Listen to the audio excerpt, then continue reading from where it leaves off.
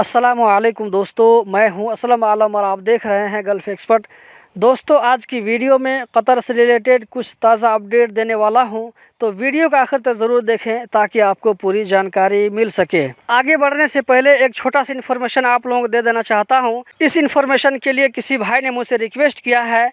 वो रिक्वेस्ट ये है कि फेसबुक में HR कतर नाम से एक पेज है जहां पर रोज़ाना जॉब के बारे में ऑफ़र आता रहता है। तो आप में से जो भाई अभी जॉब लेस हैं, जिन लोगों को अभी काम नहीं है, तो वो लोग इस पेज को मतलब ज़रूर विजिट करें। हो सकता है आपके काम की कोई चीज़ निकल जाए। अब आते हैं आज की वीडियो की जानिब। दोस्तों, आज यानी 1 मई को इंटरनेशनल लेबर डे है। इस मौका पर मिनिस्ट्री ऑफ लेबर कतर की जानिब से एक ऐलान किया गया है, जिसमें कहा गया है कि आने वाले दिनों में MADLSA की तरफ से एक प्लेटफॉर्म बनाया जाएगा, जिसके ज़रिए कतर में रहने वाले वर्कर अपनी शिकायत, अपना कंप्लेन रजिस्टर करवा सकेंगे। MADLSA ने लोगों से अपील की है कि वो कंपनी के बहुत सारे कामों को आमिरनी ऐप के ज़रिए भी कर सकते हैं, जैसे लेबर अप्रूवल डिटेल मालूम करना, रेसिडेंस पीरियड को एक्सटेंड करना, वर्कर्स के रिक्रूटमेंट के स्टेटस को चेक करना। ये सब काम आमिरनी ऐप के ज़रिए कर सकते हैं। कतर पेट्रोलियम की तरफ से मई के महीना के लिए पेट्रोल और डीजल के नए रेट को इस तरह दिखाया गया है।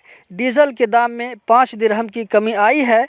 इस तरह डीजल का नया रेट 1.65 रियाल पर लीटर होगा, जबकि पेट्रोल में सुपर की कीमत 1.85 रियाल पर लीटर होगा, जबकि प्रीमियम की कीमत में 1.80 रियाल पर लीटर होगा। कतर में 30 अप्रैल को होम आइसोलेशन की खिलाफ वर्जी करने वाले 6 लोगों को पकड़कर कानून के हवाले कर दिया गया है। इसी तरह 310 लोगों को फेस मास्क न पहनने पर, 22 लोगों को सोशल डिस्टेंस न रखने पर और एक आदमी को एतराज़ ऐप न रखने पर कानून के हवाले कर दिया है, जहां उनके खिलाफ कानूनी कार्रवाई होगी। कतर में 30 अप्रैल को पिछले 24 घंटों में 676 कोरोना के नए केस रिकॉर्ड हुए, 456 लोकल जबकि 220 बाहर से आने वालों में। इस तरह पिछले 24 घंटों में 1593 लोग कोविड-19 से रिकवर होकर अपने घरों को गए और 8 लोगों की मौत हो गई।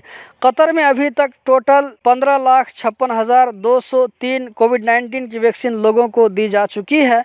अभी तक कतर में 43.9 एलिजिबल लोगों को कोविड-19 की वैक्सीन का 1 डोज दिया जा चुका है। तो दोस्तों, यही थी आज की वीडियो। उम्मीद करता हूँ ज़रूर पसंद आई होगी। कतर से रिलेटेड इसी तरह की ताज़ा जानकारी रोज़ाना देखते रहने के लिए इस चैनल को सब्सक्राइब कीजिए, वीडियो को लाइक कीजिए। बहुत बहुत शुक्रिया।